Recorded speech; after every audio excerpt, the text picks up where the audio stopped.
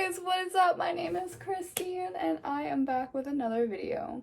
Today's video, as indicated by the title, is about Harry Potter, and to be more specific, the books. Just a warning, this video is going to contain spoilers, so if you haven't read the Harry Potter series, maybe click off now and go read it. Just need to take a moment to say that I do separate the author from the work in this situation.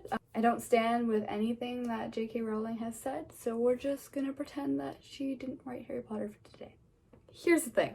I've grown up with Harry Potter. I've watched all the movies a billion times, but I've never, until recently, read the books. I couldn't really say why. I guess it was just ego, and I didn't really want to read something popular, but I kind of just got over myself last September and read the books. So, okay, reading Harry Potter was a whirlwind of emotions, I personally think. No, okay, but seriously guys, I really liked the Harry Potter books up until about Order of the Phoenix. Why? Because it seemed to get really slow and the dark undertones, and it was just so dark, led me to kind of feel like it was a chore reading the last 3 books, which sucked because it was a great series. So I read the first 4 books in probably 3 months, maybe two months, I'm not completely sure. But I read them fairly quickly, and I think it might have been the lighthearted atmosphere or the fun world that you were kind of being thrown into. But I went through them so quickly, and it literally rekindled my love for Harry Potter in its entirety.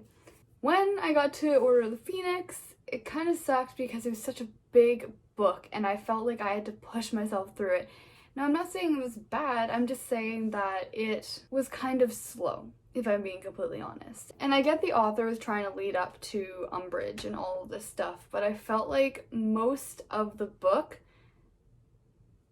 was just simply there. And I was just like, okay, we're gonna push through this because... And then that goes into Half-Blood Prince. Personally, Half-Blood Prince was my favorite movie of all the movies. And why? Because I liked how we got to see a little bit of Draco Malfoy.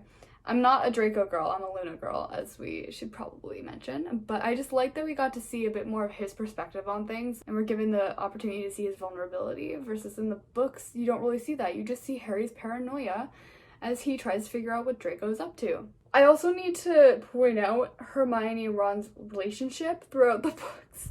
They literally spend half of, like, most of the books arguing, and it's ridiculous. It's ridiculous. The Half-Blood Prince, I'm not even joking. Ron, and Hermione just don't talk, at all. Honestly, they were such a bad match throughout the entire series that I was so surprised when they got together. I mean, not surprised, because I already knew that it was gonna happen because of movies. But, realistically, Harry and Hermione, or Hermione and anybody else would have made a great match. But it's just the fact that the author set them up to be arguing the entire series. It's like, okay, you wouldn't think that they would get together? You can really see the author's writing grow, though, from the very first book to the last book, meaning the first book is this thick and the last book's that thick. Obviously the books grew darker, but it was good to see that there was more description and action in, say, Half-Blood Prince or Order of the Phoenix than there was in The Philosopher's Stone. So, I've read the books. Really, it was very interesting to read them knowing what happened from the movies. And I want to be a screenwriter, so I've been learning how to adapt books into screenplays. And I can definitely see where the writers for the movies gathered their information. There was definitely things that could have been adapted better, or even put in, or completely left out. I want to talk about Cho and Harry's relationship, which was so awkward because you literally didn't know she existed until Goblet of Fire, and then all of a sudden, her and Harry are having this relationship in Order of the Phoenix, and it's like, where'd she come from? And then Ginny's a fantastic human. I love that girl.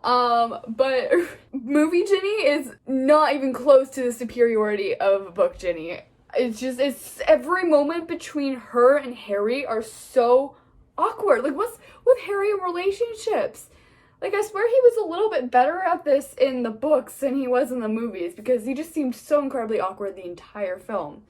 I feel like relationships in general were not extremely well developed, besides the core three and their friendship. Percy Weasley, like, literally just doesn't exist in the movies, like, at all. You see him in, like, the first movie, I think in the second movie, like, the last movie.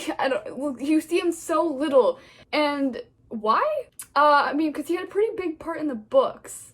Basically, his entire family hates him in the books because he was a dick. You have all these characters that are omitted.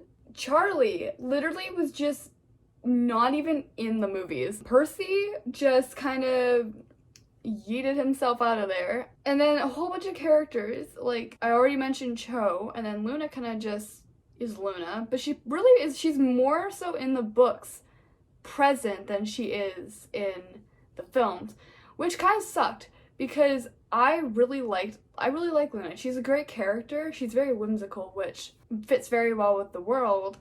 The lack of screen time that she was given compared to what she had in the books was kind of upsetting. She was kind of like a balance in the whole series, and yeah, I felt like she was really lacking that. So I've just been rambling for the past however long this video is. I think I should just do an overview, talk about my thoughts and feelings about the series, because it's a series that deserves all of the thoughts and feelings. I don't know why I didn't read it when I was younger, and I kind of regret that now because I really, really enjoyed it. Like, I put off reading so many other books because I wanted to finish the series, and I felt like I was floating along within the story, which I really, really liked, and I felt like I had my own character in it.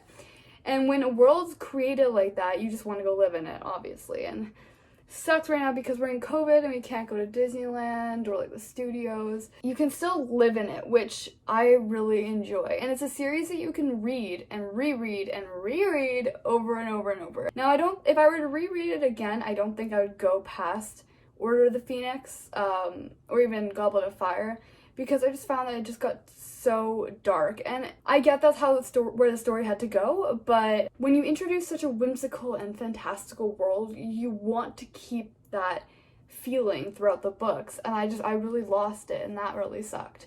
And it kind of killed the experience for me finishing the last few, but like I said, I would still read it again. I feel like this series definitely was kind of like a one-hit wonder, because I mean, Fantastic Beasts is great, but it's been kind of killed off with Johnny Depp not being in Crimes of Grindelwald anymore, and they want to adapt The Cursed Child, which I am not here for. I feel like we need a Marauders era. I don't know about you guys, but like, I want to see Lily and James when they were Harry's age, because that's what we all want. We don't want The Cursed Child, a screenplay that personally I didn't like very much. Personally, I can't say if I like the books or movies better. I feel like they both have their own attributes, if that's the right word. Even though the books did come first, I definitely feel like the movies did the series justice in certain parts. They jumped around quite a lot, which I realize more now after reading the books and then the scripts and then kind of tallying everything up. It sucks because you miss out on all these little moments of characterization. If you were to watch the deleted scenes from the movies, you would see that Harry, Ron, and Hermione have this scene that kind of creates them as friends, because really they were never friends in the beginning of the Philosopher's Stone. And so in the books, you get the evolution of their friendship, whereas in the movies, you just don't. And that was a really big miss for me. And so reading the books, I loved being able to just delve into their friendships again and get to know the characters. Thank you for bearing with me, guys. I'm still getting used and I'm still new to book reviews. I will get better, I promise. But I just kind of want to talk about my thoughts and my little emotions about the books. And I want to go back to Disneyland because I want to go ride on the Harry Potter rides that freak me out because I'm a scaredy cat. And I just kind of want to be in that world again, you know? I mean, it was a really good quarantine read, I would have to say. Really transported me out of the realm of our current world. I just want to say thank you for watching. This kind of was a little bit everywhere, but I enjoyed the books, honestly, and I'm excited to delve into new worlds and new books and maybe read the Ichabod. That book. I do have to say that actually I've kind of adapted J.K. Rowling's writing style in the way that when she created Harry Potter, she actually had a whole bunch of notes in a box. And that's how I write, and I didn't really realize it until I read somewhere that that's how she wrote Harry Potter. And man, if I can create a story that's like Harry Potter out of notes in a box, I think that's good enough for me. So, thank you guys for watching. I really hope you enjoyed this rambling video, kind of talking about my experience reading Harry Potter. What series should I read next? What books should I read? I will link my Goodreads down in the description so you guys can see all the books I'm currently reading and what I will be reading, hopefully. And who knows, maybe I'll do a reaction rewatching all the movies now that I've finished the books. I think that'd be a mess. So, like, comment, and subscribe, and I guess I will see you guys in the next video. Yeah? Okay. Bye.